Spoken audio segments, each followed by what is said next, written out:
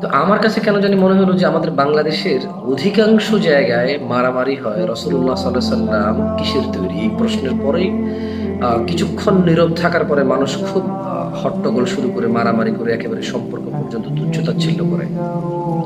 যার কারণে আর সলাতের দাওয়াত দিতে পারে না, যাকাতের দাওয়াত দিতে পারে না, তাওহীদের দাওয়াত দিতে পারে না, সুন্নাহর দাওয়াত দিতে পারে না, হুকুম আহকাম সম্পর্কে বলতে পারে না, কারণ তার সম্পর্ক এখানেই শেষ, মাটি আর নূর নিয়ে।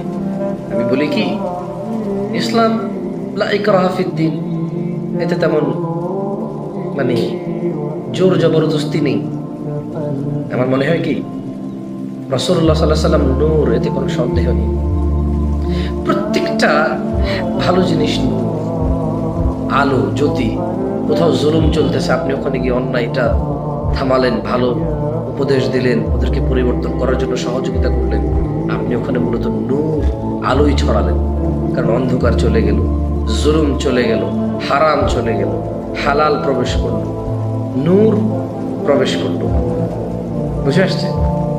আল্লাহ সুবহানাহু ওয়া তাআলা রাসূলুল্লাহ সাল্লাল্লাহু আলাইহি ওয়াসাল্লামকে মানুষ বলতে বলেছেন আমাদের কাছে, তিনি সাল্লাল্লাহু আলাইহি সাল্লাম নিজেকে মানুষই বলেছেন আমাদের কাছে, আর আমাদেরও উচিত ওনাকে মানুষ হিসেবেই জানা।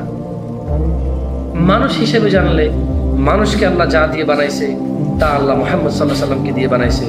ওই যে বললাম, যদি ওনার চরিত্রের কথা আসে, এই পুরো পৃথিবীর মানুষ আর জিন সবাই যদি আমাল করে, আর সবার আমাল যদি এক পাল্লায় রাখা হয়, জনাবে মুহাম্মদুর রাসূলুল্লাহ সাল্লাল্লাহু আলাইহি ওয়াসাল্লামের আমাল যদি এক পাল্লায় রাখা হয়, মুস্তাফা সাল্লাল্লাহু আলাইহি ওয়াসাল্লামের আমলের পাল্লা ভারী হবে। এই পুরো পৃথিবীর মানুষের চরিত্র যদি এক পাল্লায় রাখা হয়, গুনাহগুণ এক পাল্লায় রাখা হয়, আর আমার রাসূল সাল্লাল্লাহু আলাইহি ওয়াসাল্লামের চরিত্র আর গুনাহগুণ এক পাল্লায় রাখা হয়, ইনশাআল্লাহ আমার নবী মুহাম্মদুর রাসূলুল্লাহ সাল্লাল্লাহু আলাইহি ওয়াসাল্লামের পাল্লা ভারী হবে।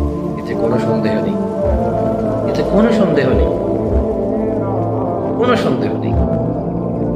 কিন্তু ওনাকে আমরা নূর হিসেবে জানবো, আমরা হিদায়াত হিসেবে জানবো, আমরা রহমত হিসেবে জানবো, আমরা তাকওয়া হিসেবে জানবো,